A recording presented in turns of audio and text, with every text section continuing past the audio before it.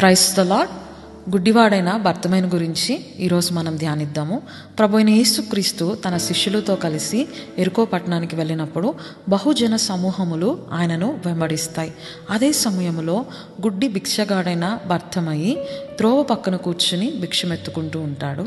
ఆ సమయంలో ఈయన నజరేయుడైన యేసుక్రీస్తు అని విని ఎప్పుడైతే యేసయ్యను గురించి వింటాడో ఈ తిమ్మయ్య కుమారుడైన గుడ్డి భిక్షగాడైన భర్తమయ్యి యేసయ్య యెడల విశ్వసించటం మొదలు పెడతాడండి. ఆ తర్వాత మనం గమనించినట్లయితే దావీదు కుమారుడా నన్ను కరుణించుమని కేక వేయ మొదలుపెట్టెను. ఈ కేక దేనికి సాదృశ్యంగా ఉంది అంటే ప్రార్థనకు సాదృశ్యంగా ఉంది. ఆ తర్వాత మనం గమనించినట్లయితే ఆ చుట్టుపక్కల ఉన్న జనాలందరూ కూడా ఊరకుండమని చెప్పేసి భర్తమైని గర్దిస్తారు. అయినప్పటికీ ఈ భర్తమై మనుషుల యొక్క మాటను లక్ష్య పెట్టక యేసు వైపే చూచుచు దావీదు కుమారుడా నన్ను కరుణించుమని మరీ బిగ్గరగా కేక వేస్తాడు. ఈ మరీ ఎక్కువగా అనేది దేనికి సాదృశ్యంగా ఉంది అంటే ఉపవాస ప్రార్థనకు సాదృశ్యంగా ఉంది. మన జీవితాల్లో కూడా చాలాసార్లు మనం ప్రార్థిస్తామండి, మన ప్రార్థనలకు జవాబును పొందుకోము. అలాంటి సమయంలో మనం ఏం చేయాలంటే మన ప్రార్థనకు ఉపవాసాన్ని జోడించి ప్రార్థించాలి.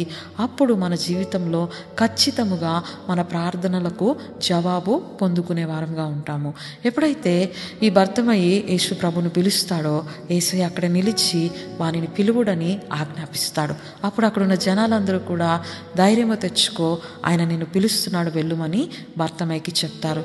ఎప్పుడైతే యేసయ్య తను పిలుస్తున్నాడని తెలుసుకుంటాడో తన చేతిలో ఉన్న ఆ గిన్నెను విడిచిపెడతాడు, కర్రను విడిచిపెడతాడు, తన బట్టను కూడా విడిచిపెట్టేసేసి దిక్కున లేచి యేసు ప్రభు దగ్గరికి వెళ్తాడు. అప్పుడు యేసయ్య భర్తమైన చూసి నేను నీకేం చేయాలని కోరుకుంటున్నామని అడుగుతాడు.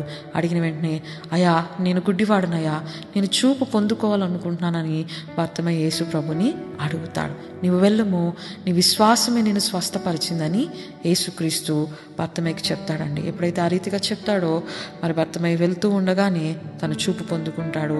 మేలు పొంది దేవుని విడిచిపెట్టకుండా తిరిగి వచ్చి యేసయ్యతో కూడా ఆయన మార్గంలో నడిచిన వాడిగా ఉంటున్నాడు. ఆమేన్.